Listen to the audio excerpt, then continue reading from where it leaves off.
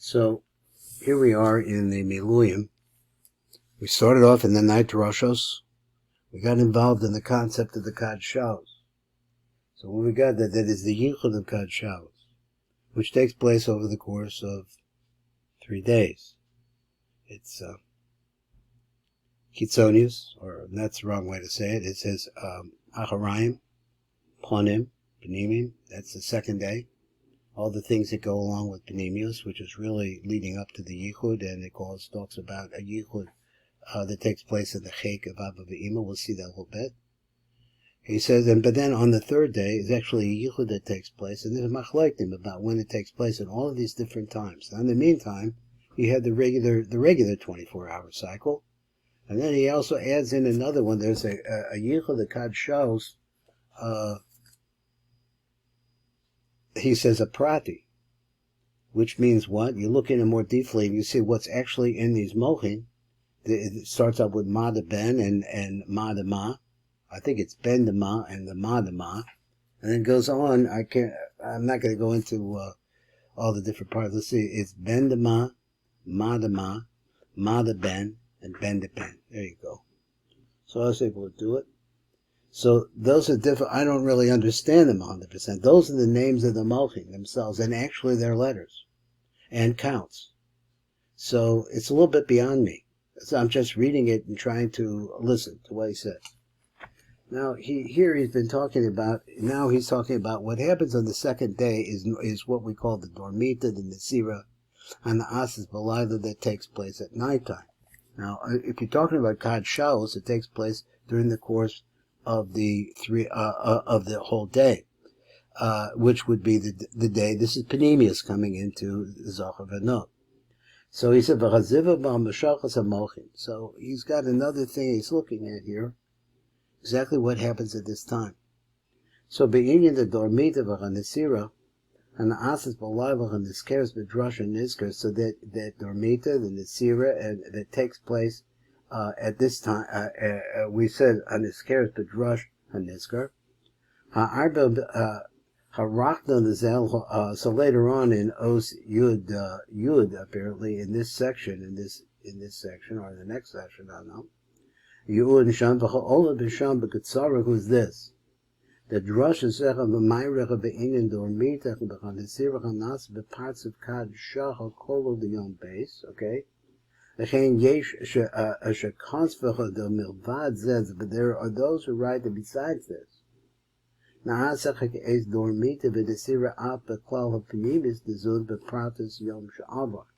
not sure what that means. That is what it is. That's what I thought it was. So what did I think? The Mevad Zeb, besides what?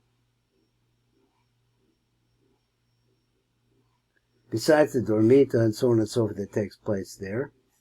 Okay, Yesh Kakosvo Milbad Zerana Asas Kees Dormita Benesira Apakeda Bapinimin de Zun de Pratos Yom Sha'avar. Not sure what that meant. Vahemsha Divik of Rav Sham, and as we go along with the words of the Rav there, where it's really talking about the zivug and the mochin that are streaming into Zeranpin.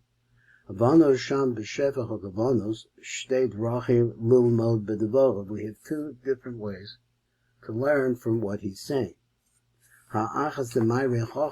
So here it's talking, right? Me'inyan ha-zivug de Yaakov Aleah, from the Inyan of the zivug of Yaakov Aleah. The Keda Penimin, the Yosha Over, from the interior Kenda. So let's see. So he says, that what is talking about here? And what was missing from a little bit of our conversation is that it's talking about the Zivug of Yaakov Aleah, of their Kalim Penimin, the Yom Sha'avar. That's what it's talking about.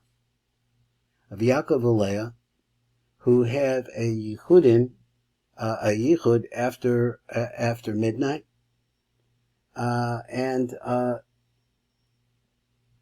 It starts also with the Acharayim, the Yichud the Acharayim. Then the second day is going to be the Yichud of the Panimius, of the Panim.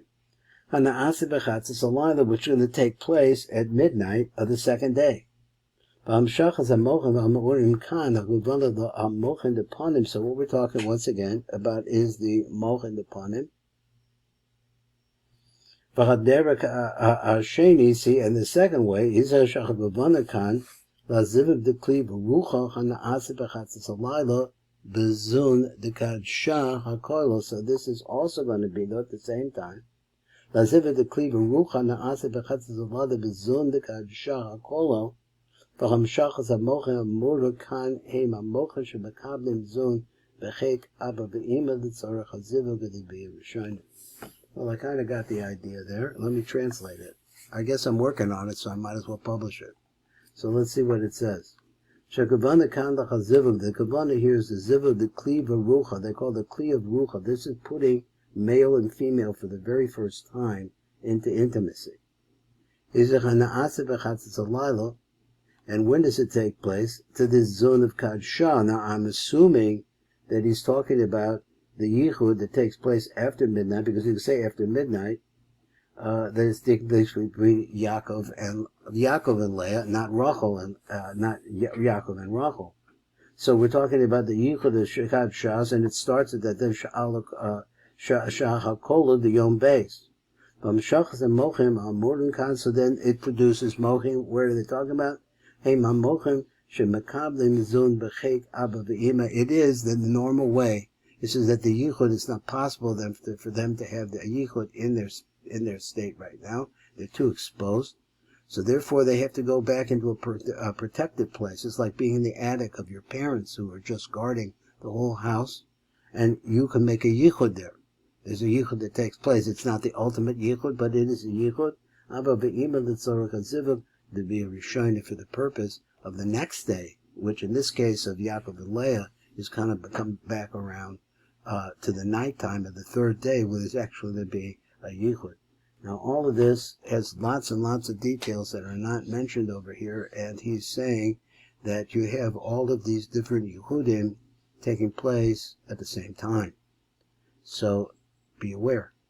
This is Baruch Fleischman, and you'll be listening to the Tikkun Elevator Kollel.